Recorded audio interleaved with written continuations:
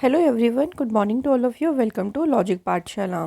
आज के इस वीडियो में हम कवर करेंगे 4th, 5th और 6th नवंबर के इम्पॉर्टेंट करंट अफेयर्स के क्वेश्चंस। इस वीडियो का जो पीडीएफ है वो आप लोगों को मिल जाएगा टेलीग्राम ग्रुप से लॉजिक पाठशाला 16, जिसका लिंक आपको दिया गया है डिस्क्रिप्शन बॉक्स में। तो चलिए फ्रेंड्स, आज के सेशन को स्टार्ट करते हैं एक मोटिवेशन कोट से। With the new day comes new strength and new thoughts. तो हर एक दिन फ्रेंड्स एक नई स्ट्रेंथ और नई थॉट्स के साथ आता है, तो उसी नई स्ट्रेंथ के साथ अपने काम को शुरू करें और जो नए नए थॉट्स हैं उन्हें अपने काम में इंक्लूड करें और उसे कंप्लीट करने की कोशिश करें। तो हर एक दिन आप इसी तरह से अपनी रूटीन को फॉलो किया करें। बात करते हैं आज का इम्पॉर्टेंट डे क्या है। वर्ल्ड सुनामी अवेयरनेस डे, जो कि कब मनाते हैं 5th ऑफ सितंबर को। तो 5 नवंबर को मनाया जाता है वर्ल्ड सुनामी अवेयरनेस डे। इस दिन को मनाने का मेन पर्पस क्या है कि सुनामी अवेयरनेस के बारे में लोगों को अवेयर करना, find innovative approach for the reduction of the risk and keep a track of tsunami disaster world wide. यानी जो डिज़ास्टर मतलब एक तरीके से जो जोखिम होता है सुनामी की वजह से, उसको कम करने के लिए जितने भी जो भी नए नए देखिए इनोवेटिव अप्रोचेस हैं उनको खोजना, साथ ही में पूरे दुनिया भर में जो सुनामी डिज़ास्टर्स हैं उनको ट्रैक करना, उन पर नज़र रखना, यही इस दिन का मेन उद्देश्य है। सबसे पहली बार world tsunami awareness day celebrate किया गया था 5 नवंबर 2016 को। अब आती है इसकी थीम, जो कि इम्पॉर्टेंट है। तो थीम रही इसकी disaster reduction, fighting inequality for a resilient future. तो 2023 की ये रही है इसकी थीम। पहला क्वेश्चन देखिए क्या है। Which space agency launched a sounding rocket as part of its INFUSE mission. तो किस अंतरिक्ष एजेंसी ने अपने इन्फ्यूज मिशन के हिस्से के रूप में एक साउंडिंग रॉकेट जो है उसे लॉन्च किया है। तो फ्रेंड्स, इसे लॉन्च किसने किया है? तो आंसर होगा यहाँ पे नासा ने जो है इसे लॉन्च किया है। यहाँ पे इन्फ्यूज मिशन की बात करते हैं तो इसकी फुल फॉर्म याद रखेंगे। इसकी फुल फॉर्म है the integral field ultraviolet spectroscope experiment. तो इसकी फुल फॉर्म पूछ सकते हैं। और इस मिशन को वाइट सैंड्स मिसाइल रेंज, जो कि है न्यू मैक्सिको में, वहाँ से जो है इसे लॉन्च किया गया है। इसे जो लॉन्च किया गया क्या करेगा? To study the Cygnus loop. तो जो सिग्नस लूप है एक सुपरनोवा देखिए रेमनेंट है, एक सुपरनोवा अवशेष है। इसी के अध्ययन करने के लिए इन्फ्यूज जो मिशन है इसे लॉन्च किया है। और इसी मिशन के रूप में अभी नासा ने जो है एक साउंडिंग रॉकेट जो है उसे लॉन्च किया। अच्छा फ्रेंड्स, अगर हम यहाँ पे बात करें कि जो ये सिग्नस लूप है ये क्या है, तो ये एक स्टार का रेमनेंट है, यानी एक स्टार का जो है ये अवशेष है जो लगभग हमारे सन से 20 टाइम्स जो है वो बिगर था हमारे सन से। कुछ 20,000 साल पहले ये जो स्टार है वो कोलैप्स हुआ अंडर इट्स ओन ग्रेविटी और ये कन्वर्ट हो गया एक सुपरनोवा में। तो इसी को स्टडी करेगा ये मिशन, जिसका नाम है इन्फ्यूज मिशन। नेक्स्ट क्वेश्चन देखिए। Recently India and which country has relaunched economic and technology cooperation agreement negotiation. तो रिसेंटली अभी भारत और किस देश ने आर्थिक और प्रौद्योगिकी सहयोग समझौते वार्ता को फिर से शुरू किया है? तो ये शुरू किया है इंडिया और श्रीलंका ने। तो इंडिया और श्रीलंका ने इसे रिलॉन्च किया है। दोनों तरफ से देखिए इंडिया और श्रीलंका के बीच जो ट्रेड पार्टनरशिप है, जिसे कहेंगे व्यापार साझेदारी, उसकी जो है पॉसिबिलिटी और भी एनहेंस होंगी। और जो दोनों कंट्रीज़ के बीच में इकोनॉमिक रिलेशन है उसको एनहेंस करने की भी संभावनाएं हैं। तो इसको दोनों साइड से एक्नॉलेज किया गया है। तो सिंपल याद रखेंगे किस किस के बीच में ये रिलॉन्च हुआ है, इंडिया और श्रीलंका। अब यहाँ पे बात हुई है श्रीलंका की, तो ये है लोकेटेड श्रीलंका, देख सकते हैं यहाँ पे। ये क्वेश्चन ये बहुत इंपॉर्टेंट बन जाता है कि जो पाक स्ट्रेट है, ठीक है, जिसे कहते हैं पाक जल संधि, ये किन दो कंट्रीज़ के बीच में है? तो इसको याद रख लीजिएगा, ये इंडिया और श्रीलंका के बीच में है। ठीक है, कंफ्यूज नहीं होना। श्रीलंका की जो कैपिटल है वो है श्री जयवर्धने कोटे और यहाँ के एग्जीक्यूटिव और जुडिशियल कैपिटल है कोलंबो। करेंसी क्या है? श्रीलंकन रुपी। प्रेसिडेंट है रानिल विक्रमसिंघे और प्राइम मिनिस्टर है यहाँ के दिनेश गुणवर्धनी। अगला question, India has sign an MoU with which country to strengthen existing educational cooperation between the two countries. तो भारत ने दोनों देशों के बीच में जो भी करंट में मौजूदा जो एजुकेशनल सहयोग है उसको और भी मजबूत करने के लिए भारत ने उस कंट्री के साथ में एक एमओयू साइन किया है। तो कंट्री कौन सी है? यूएई। तो अभी एजुकेशन सेक्टर को और भी मजबूत करने के लिए दोनों कंट्रीज़ के बीच में इंडिया और यूएई ने जो है एक एमओयू साइन किया है। अब ये एमओयू किस किस के बीच साइन हुआ है ये भी याद रखिएगा, एजुकेशन से रिलेटेड है। तो इसमें थे एजुकेशन मिनिस्टर धर्मेंद्र प्रधान और जो उनके यूएई के काउंटर पार्ट थे वो कौन है? अहमद अल फलासी। तो इनके बीच में जो है ये एमओयू साइन किया गया। दोनों कंट्रीज जो हैं वो बिल्ड करेंगी एक knowledge gap bridge to cement our civilisation connect. तो हमारी जो सभ्यतागत जुड़ाव है उसको मजबूत करने के लिए एक नॉलेज ब्रिज का निर्माण करने के लिए दोनों कंट्रीज एक साथ में इसमें वर्क करेंगी। अभी देखिए इंडिया के एमओयू साइन हुए हैं अदर कंट्रीज़ के साथ, उनको एक बार रिवाइज कर लेते हैं। जिससे कैबिनेट ने अभी अप्रूवल किया पैक्ट बिटवीन इंडिया और जापान, किस चीज़ को लेके? Semiconductor supply chain. इंडिया और तंजानिया 5 साल के रोड मैप के लिए एग्री हुए हैं डिफेंस कोऑपरेशन में। इंडिया और सऊदी अरेबिया ने टाई अप किया for electrical interconnection green hydrogen के लिए। और इंडिया और अर्जेंटीना ने साइन किया एक सोशल सिक्योरिटी एग्रीमेंट। तो किस तरह से क्वेश्चन देखो यहाँ से पूछ सकते हैं। मेनली क्वेश्चन चांसेस यही होते हैं कि इंडिया का किस कंट्री के साथ एमओयू साइन हुआ, और अगर कोई इंपॉर्टेंट मिनिस्टर है जिन्होंने एमओयू साइन किया है तो उनका नाम भी पूछा जा सकता है। नेक्स्ट क्वेश्चन है, defence minister Shri Rajnath Singh inaugurated the 3-day India manufacturing show in which city. तो रक्षा मंत्री श्री राजनाथ सिंह ने किस शहर में 3 दिन का जो इंडिया मैन्युफैक्चरिंग शो है इसका उद्घाटन किया? तो इसका उद्घाटन किया है कहाँ पे? बेंगलुरु शहर में। क्वेश्चन अगर इस तरह से पूछे कि जो 3 दिन का इंडिया मैन्युफैक्चरिंग शो है उसे इनॉग्रेट किसने किया, तो आंसर होगा डिफेंस मिनिस्टर राजनाथ सिंह ने। बात करते हैं इसका ये कौन सा एडिशन है, तो इस बार इसका हुआ है 6th एडिशन और इसकी थीम रही है make in India make for the world. ये इवेंट की बात करें तो ये जो इवेंट है not only as a platform ये सर्व हो रहा है for showcasing cutting edge technology and innovation. Also देखिए जितने भी स्मॉल स्केल इंडस्ट्री हैं इंडिया की इकोनॉमिक लैंडस्केप में उनका कितना रोल है, कितना महत्व है, इस पर भी इस इवेंट में जो है ध्यान दिया गया है या फिर जोर दिया गया है। ठीक है, तो याद रखिएगा क्यों इवेंट हुआ है। तो थीम पूछ सकते हैं, एडिशन पूछ सकते हैं, किस मिनिस्टर ने इनॉग्रेट किया है और कौन से शहर में किया गया। तो यहाँ से इस तरह से क्वेश्चन पूछे जा सकते हैं। नेक्स्ट क्वेश्चन देखिए, which of the following will host the building state level innovation ecosystems workshop at IIM Bangalore.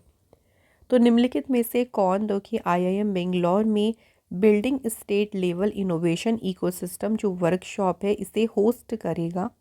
तो इस वर्कशॉप को होस्ट कौन करेगा? नीति आयोग। ये एक यूनिक प्लेटफॉर्म है सभी स्टेट और यूटीज़ के लिए to कन्वेन exchange insight and build strategic to foster innovation and entrepreneurship within their respective region। तो अपने अपने रीजन में देखिए जो इनोवेशन हो गया या एंटरप्रेन्योरशिप है उसको बढ़ावा देने के लिए एक ये यूनिक प्लेटफॉर्म है जो सभी स्टेट्स और सभी यूटी को जो है एक यूनिक प्लेटफॉर्म प्रोवाइड किया गया। अब यहाँ पे बात हुई है नीति आयोग की जिसकी फुल फॉर्म है national institution for transforming India. इसकी स्थापना कब हुई? 1 जनवरी 2015 को। हेडक्वार्टर इसका है न्यू दिल्ली में। चेयरपर्सन है नरेंद्र मोदी जी, वाइस चेयरपर्सन है सुमन बेरी और सीईओ कौन है? तो नीति आयोग के सीईओ हैं VBR सुब्रमण्यम। नेक्स्ट क्वेश्चन है, which ministry organised ICC sustainability conclave 2023। ICC का यहाँ पे मतलब है इंडियन केमिकल काउंसिल। तो ये जो सस्टेनेबिलिटी कॉन्क्लेव है इसका आयोजन किस मिनिस्ट्री ने किया है? तो फ्रेंड्स इसका आयोजन किया है मिनिस्ट्री ऑफ केमिकल यानी रसायन मंत्रालय ने जो है इसका आयोजन किया है। अच्छा, बात करें इस कॉन्क्लेव की तो इसकी थीम याद रखेंगे, यहाँ से थीम पूछ सकती हैं, integrating sustainability and business strategy for the chemical industry addressing challenges and opportunities. तो ये इसकी रही इस कॉन्क्लेव की थीम। अब बात करते हैं कुछ और मिनिस्ट्री से रिलेटेड न्यूज़ की। तो यहाँ से देखिए हमारा अच्छे से रिवीजन होगा। तो पहली न्यूज़ क्या है, देखिए सोशल जस्टिस और जो एम्पावरमेंट मिनिस्ट्री है उन्होंने मुंबई में दिव्य कला मेला को ऑर्गेनाइज किया। तो क्वेश्चन सिंपली पूछ लेंगे कि इस दिव्य कला मेला को ऑर्गेनाइज किस मिनिस्ट्री ने किया? Then answer social justice and empowerment ministry.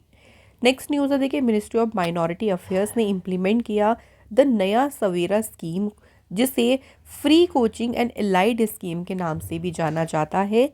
तो इस स्कीम को इम्प्लीमेंट किसने किया? मिनिस्ट्री ऑफ माइनॉरिटी अफेयर्स ने। नेक्स्ट, मिनिस्ट्री ऑफ टूरिज्म ने 6 दिन का मेगा इवेंट जिसका नाम है भारत पर्व, इसे रेड फोर्ट लॉन में ऑर्गेनाइज किया था। और मिनिस्ट्री ऑफ कल्चर ने दिल्ली इंटरनेशनल आर्ट फेस्टिवल को ऑर्गेनाइज किया। याद रख लीजिएगा। और हमारी कोशिश होती है कि हम आपको क्वेश्चन से कुछ ना कुछ न्यूज़ आपको रिवाइज कराते रहें। चलिए नेक्स्ट क्वेश्चन देखते हैं। Which Indian city was ranked 4th among 46 global cities according to Knight Frank's Prime Global Cities Index for September quarter of 2023। तो 2023 की जो सितंबर तिमाही है उसके लिए अभी नाइट फ्रैंक की जो प्राइम ग्लोबल सिटीज़ इंडेक्स आई है उसके अनुसार 46 ग्लोबल सिटीज़ में कौन सा इंडिया का शहर ऐसा है जो कि इसमें चौथे स्थान पर है? तो इसमें 4th प्लेस पे है इंडिया का कौन सा शहर? आंसर होगा फ्रेंड्स इंडिया का मुंबई शहर। ठीक है, इसकी पोजीशन भी ध्यान रख लीजिएगा। और इसकी ऐसे ही पूछ सकते हैं कि मुंबई कौन से रैंक पे रहा, अगर इस तरह से पूछे तो मुंबई रहा है 4th प्लेस पे। अगला क्वेश्चन, नेक्स्ट क्वेश्चन देखिए, who has been appointed as a executive director by the reserve bank of India. तो आरबीआई के जो है अभी कार्यकारी निदेशक के रूप में किसे नियुक्त किया गया है? सही आंसर है मनोरंजन मिश्रा। ये आरबीआई के जो है फ्रेंड्स एग्जीक्यूटिव डायरेक्टर पद पर अपॉइंट हुए हैं। आरबीआई की यहाँ पे बात कर लेते हैं। आरबीआई की स्थापना हुई 1 अप्रैल 1935 को। आरबीआई का नेशनलाइजेशन कब हुआ? 1 जनवरी 1949। आरबीआई का जो हेडक्वार्टर है वो मुंबई में है। आरबीआई के पहले इंडियन गवर्नर कौन थे? सीडी देशमुख। करंट में आरबीआई के गवर्नर हैं शक्तिकांत दास। आरबीआई के 4 डिप्टी गवर्नर से, उनका नाम है T Ravishankar, Mukesh Kumar Jain, Michael D Patra and M Rajeshwar Rao. So ये भी हमारे जो एक्स्ट्रा पॉइंट्स होते हैं इनको भी हम याद करते चलें। आते हैं अगले क्वेश्चन पे। Who has been elected as a chairman of the Shri Somnath trust for a 5-year term. 5 साल के कार्यकाल के लिए जो श्री सोमनाथ ट्रस्ट है उसके अध्यक्ष के रूप में किसे चुना गया है? तो सही आंसर है फ्रेंड्स, चुना गया है प्राइम मिनिस्टर नरेंद्र मोदी जी को। और कितने ईयर के टर्म के लिए? 5 साल के लिए। ये पहली बार है, देखिए इस ट्रस्ट के 74 ईयर की हिस्ट्री में पहली बार है कि जो चेयरमैन इलेक्ट हुए हैं उनको 5 साल के टर्म के लिए इलेक्ट किया गया। ये कंफर्म कब हुआ? जब 122nd मीटिंग हुई थी ट्रस्ट बोर्ड की गांधीनगर में। तो उसी दौरान जो है ये अपॉइंटमेंट जो है मोदी जी का ये कंफर्म किया गया, या उसी दौरान जो है ये डिसीज़न लिया गया था उस मीटिंग में। नेक्स्ट देखिए, who has been appointed as a CEO and MD of Tata power renewable energy limited. तो अभी Tata power renewable energy limited के सीईओ और एमडी के रूप में किसे नियुक्त किया गया है? सही आंसर है दीपेश नंदा जो हैं ये अपॉइंट किए गए। वन लाइनर में इसको ध्यान रखेंगे कौन अपॉइंट हुए हैं। इसी के साथ बात करें कुछ और अपॉइंटमेंट्स की। तो देखिए भारत हैवी इलेक्ट्रिकल्स लिमिटेड के जो सीएमडी बने उनका नाम है कोप्पू सदाशिव मूर्ति। यूएस हाउस में नई स्पीकर बने Mike Johnson. Indian women's cricket team के हेड कोच अपॉइंट हुए हैं अमोल मजूमदार। और जनरल हॉस्पिटल सर्विसेज जो आर्म्ड फोर्स है उसके डायरेक्टर कौन बनी है? Air marshal Sadhana Saxena Nair. Next question, who has been appointed as the chairman of the armed forces tribunal. तो जो सशस्त्र बल न्यायाधिकरण है, जिसे शॉर्ट में कहेंगे AFT, अभी इसके अध्यक्ष के रूप में किसे नियुक्त किया गया है? तो कौन अपॉइंट हुए हैं? सही आंसर है जस्टिस राजेंद्र मेनन। ये आर्म्ड फोर्सेस जो ट्रिब्यूनल है उसके चेयरमैन अपॉइंट हुए हैं। तो इनका नाम है जस्टिस राजेंद्र मेनन। नेक्स्ट है देखिए, who has been chosen for the Kerala Jyoti award 2023 instituted by the Kerala government. तो केरल सरकार के द्वारा स्थापित जो केरल ज्योति पुरस्कार है, इस पुरस्कार के लिए किसे चुना गया है? तो इसके लिए चुना गया है टी पद्मनाभन जी को चुना गया है इस अवार्ड के लिए। क्यों सिलेक्ट किया गया है उन्हें? तो उनको सिलेक्ट किया गया for his contribution in the field of Malayalam literature. So ये केरल का देखिए हाईएस्ट सिविलियन ऑनर है और इस ऑनर के लिए टी पद्मनाभन को चुना गया। उनके मलयालम साहित्य के क्षेत्र में उनके योगदान को देखते हुए गवर्नमेंट ने उन्हें इस अवार्ड के लिए चुना है। अब यहाँ से बात करेंगे हम कुछ और इम्पॉर्टेंट अवार्ड्स की, जिससे हम अवार्ड्स को भी रिवाइज कर सकें। तो देखिए, अभी ब्रिटिश अकेडमी बुक प्राइज़ 2023 किसे मिला? तो ये प्राइज़ मिला है किसे? नंदिनी दास को। उनकी एक बुक भी थी कोर्टिंग इंडिया वाली, वो याद रख लीजिएगा। Next, wild life photographer of the year award, category थी 10 ईयर एंड अंडर कैटेगरी, और इस कैटेगरी में अवार्ड किसने जीता? विहान ताल्य विकास ने। नेक्स्ट याद रखिएगा, मेंस बैलन डी'ओर अवार्ड, तो किसने जीता है? लियोनल मेसी ने, और ये इनका 8वीं बार अवार्ड है। उसके बाद वुमेंस बैलन डी'ओर अवार्ड की बात करें तो ये जीता है एताना बोन माती ने। नेक्स्ट क्वेश्चन देखिए, recently who has become India's highest wicket taker in ODI world cup. तो अभी देखिए वनडे मैच चल रही हैं, जिसमें भारत की ओर से सबसे ज़्यादा विकेट लेने वाले गेंदबाज कौन बने हैं? The right answer is Mohammed Shami. तो अब मोहम्मद शामी इंडिया की तरफ से इन्होंने सबसे ज़्यादा विकेट्स लिए हैं और ये अचीवमेंट उन्होंने हासिल करी अभी इंडिया वर्सेस जो श्रीलंका का मैच हुआ था वानखेड़े स्टेडियम मुंबई में, उसी दौरान उन्होंने इस अचीवमेंट को हासिल किया। तो इन्होंने 14 मैचेस में कितने विकेट ले लिए हैं? 45 विकेट। उसके बाद सेकंड नंबर पे हैं ज़हीर खान, जिनके हैं 23 मैचेस में 44 विकेट्स। तो यहाँ पे फ्रेंड्स हमारे आज के सभी करंट अफेयर्स के क्वेश्चंस कंप्लीट हो गए हैं। अब चलिए बात कर लेते हैं स्टैटिक जीके के क्वेश्चंस की। पहला क्वेश्चन देखिए, which of the following is the longest river of peninsular India. अब क्वेश्चन ध्यान से पढ़ना, इंडिया के लॉन्गेस्ट रिवर के बारे में नहीं पूछा, पेनिनसुलर इंडिया यानी प्रायद्वीपीय भारत की जो सबसे लंबी नदी है वो कौन सी है? तो यहाँ पे सही आंसर होगा गोदावरी। गोदावरी को देखिए दक्षिण गंगा के नाम से भी जानते हैं, ठीक है, ये भी पूछ सकते हैं एग्जाम में कि दक्षिण गंगा किसे कहते हैं। और ये पेनिनसुलर इंडिया की सबसे लॉन्गेस्ट रिवर है। और अगर हम बात करें ओवरऑल इंडिया की, तो गंगा सबसे लॉन्गेस्ट रिवर है, उसके बाद जो सेकंड लॉन्गेस्ट रिवर है वो कौन सी है? गोदावरी। नेक्स्ट है, which is the source of Krishna river. तो कृष्णा रिवर जो है उसका सोर्स कौन सा है? कहाँ से ये रिवर निकलती है? तो जो इसका सोर्स है वो कौन सा है? आंसर होगा महाबलेश्वर। सो महाबलेश्वर ये महाराष्ट्र में सतारा डिस्ट्रिक्ट में है, उसी के वहीं से ही जो है कृष्णा नदी निकलती है। Next question, which river is also called Dihang in India. Bharat में किस नदी को दिहांग भी कहा जाता है? तो दिहांग जो नाम है ये ब्रह्मपुत्र का है। ओके, ब्रह्मपुत्र को देखिए तिब्बत में इसे यारलुंग सांगपो के नाम से जानते हैं। फिर ये अरुणाचल प्रदेश में जब आती है इसको दिहांग के नाम से जानते हैं। तो इस तरह से जो है इसका नाम चेंज होता है। और कौन सी रिवर है ये? ब्रह्मपुत्र। नेक्स्ट देखिए, which of the following is the longest river in Pakistan that originate from lake Mansarovar. तो इनमें से वो कौन सी नदी है जो कि पाकिस्तान की सबसे लंबी नदी है और मानसरोवर झील से निकलती है? तो मानसरोवर झील से जो रिवर निकलती है वो कौन सी है? इंडस, जिसे हम हिंदी में कहते हैं सिंधु नदी।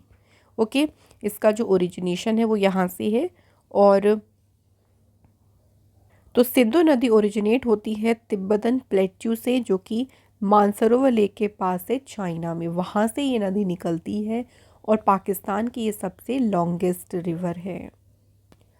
नेक्स्ट देखिए, the boundary of which of the following countries does not touch India.